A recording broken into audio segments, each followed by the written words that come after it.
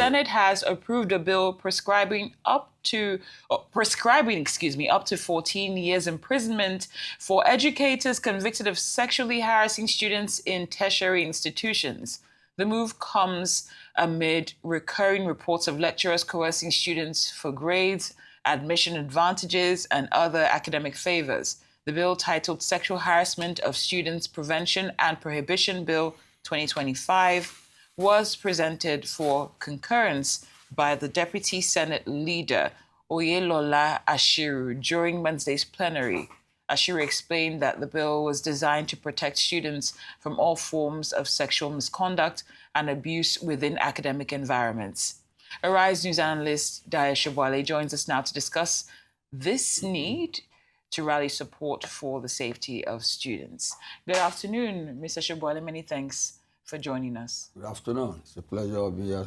Now, what do you make of this prescription for sexual harassment of students? Does it suffice?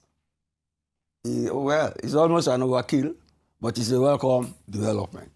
But you see, it has some bias there. The male predator, the male lecturer, who is the culprit here, get me? Is not given any chance to defend himself. If you look at the text, it's sexual harassment of students. So it's weighted, and it says sexual harassment of students, but it is aimed at the teaching class, the lecturers, the male lecturers. I went to Ife. I know what they are talking about. You get me? And there was a time at Ife, the VC then issued a notice that a particular male professor should not come to the female hostel. It was that bad. So it is very protective of our female student population. And is, after this reading now, it has gone to House of Representatives, it's in the Senate, and I think they have passed it. It's going to the President's table. If it is not too late, there should be some amendment, and I will tell you the amendment. You see, the law says you are presumed innocent until proven otherwise. In this particular instance, you see, there are female students in the universities who try to seduce male lecturers. Just as you have in most communities. They may be in the minority, but you can't deny that happening. And if I am a young lecturer, I will not teach in the universities because you never know, you have no defense in this. You get me? They say you cannot even, the defender or the prospective culprit cannot even plead innocence on ground of consent. Do you get me? It goes as far as that. And whilst I welcome it, I will add my voice to what Oshiomhole said there. That is, if they are going to spread it, to put it in force in the universities, they are welcome to that. But it should go to all sections of society too. Get me? And if it goes to all sections of society, it becomes, how do I put it? A male versus female issue. Yeah. And it becomes a sex war. It is something that happens in every society. Even the president of Mexico, a lady, can you imagine that? A man attempted to grope her yesterday, and she has gone to court. That's the president of Mexico. She has gone to court. So it is a social malady, and it should be vehemently punished. But see, there should be some ounce of consideration for the intended culprit. All right. That's how I see it. But it's a welcome act, and I hope the president signs it after looking at the other side of the issue. Right. Basically, it's a bit of a mixed grill there. But don't you think it'll give a sense of entitlement? Like you say, there are some females who would actually go to these lecturers and try to get marks or grades, good grades, and they may use this as a form of, caveat to have. Yes. That's what I just said. And it happens. There are bright female students. there are dull female students who try to seduce their lecturers. Get me? And they are, majority of lecturers want to do their job and get home to their family. Get me? At this stage, they will run away from the university. Because if anybody petitions you, your reputation is at once ruined. And you know the way they have done it in the West, the Me Too protests. Look at the exchange. You see how far they have come? Yeah. Even when they are trying to confirm some judges in the U.S. Supreme Court, some guy friends they had 50 years ago turned up to say they were sexually harassed. You see, this sexual harassment case should be investigated on its own merit.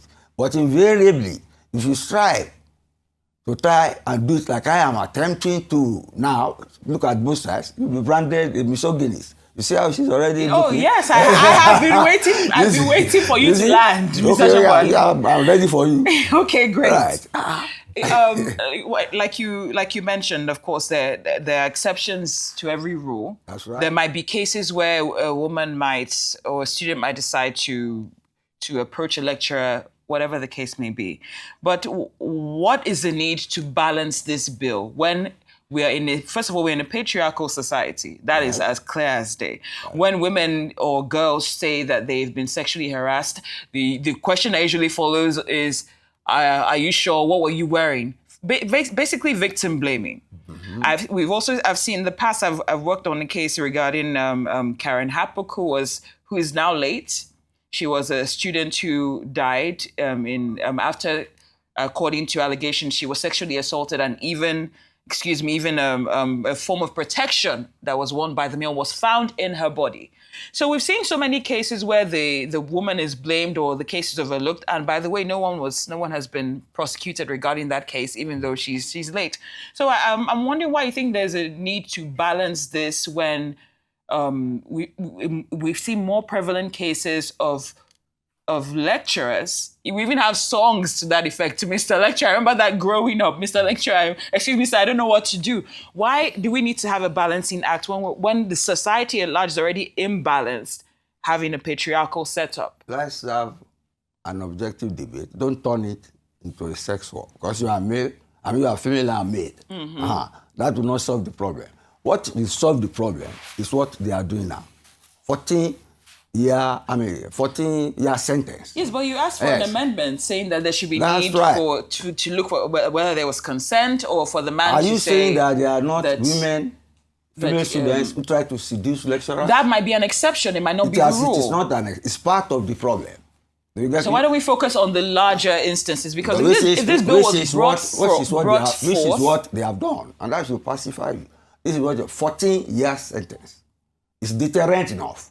But I'm trying to say that, in carrying it out, you get me, they should try and look at the other side. Try and look at the other side. That's asking for fairness. I'm for the sentence, you get me? Because if you say otherwise, it's a different issue.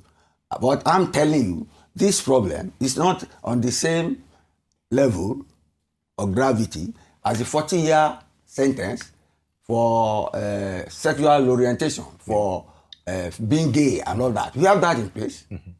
They are not on the same level. You get me? But this will still protect our female population in the universities, in the tertiary institutions. But I'm just saying that let it go. But as it goes, let us give some chance. It's not all female lecturers who are male predators. Some people don't have time for women.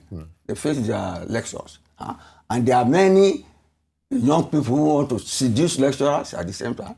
Don't know that? So the balance is there with this sentence. With this punishment, which is deterrent enough. You get me? But I'm afraid for some innocent young male lecturers who may be in trouble on account of this, and who may altogether flee the university system and go and look for work elsewhere. But then, like Sobowale said, if you must do it in the tertiary institution, let's do it in the Senate, let's do it in so many other places. You get me? But I tell you, it's a male-female situation. Even celibate priests have been, followed by young women. And if I'm telling you, if a president of a whole Mexico If it had been here, maybe they would have shot that man out. Well, actually, there are predators within the clergy as well. So, you see, definitely. So it's a societal problem. Indeed. On that note, Mr. Dayo Sobowale, Arise Analyst, would like to thank you for your thoughts. It's good to have you as always.